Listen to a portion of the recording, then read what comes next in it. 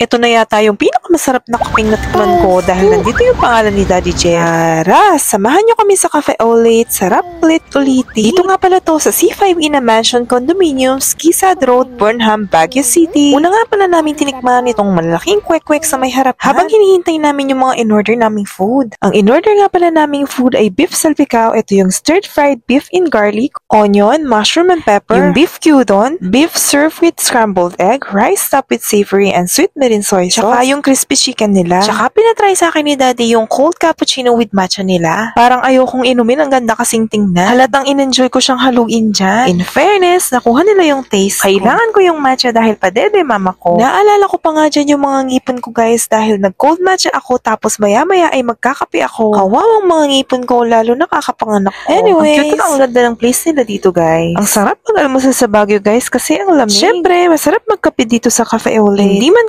kalakihan yung place nila pero maganda. At ang nagustuhan ko dito, friendly yung mga employees nila. Nakipagkwentuhan pa kami dyan nila Daddy Jeff. Tuwang-tuwa nga ako nung ginawa nila yung nirequest ni Daddy Jeff na ilagay yung pangalan niya sa may kape ko. Biniro pa nga sila ni Mama. Sabi niya ay anniversary namin. Sarap ulit yatang umakyat ng Baguio tapos magkape ulit dito. Nag-uulan-ulan pa yata ngayon guys kaya lagi kayong mag-iingat lalo na sa mga akyat ng Baguio. Hanggang dito na lang guys. Salamat sa panonood.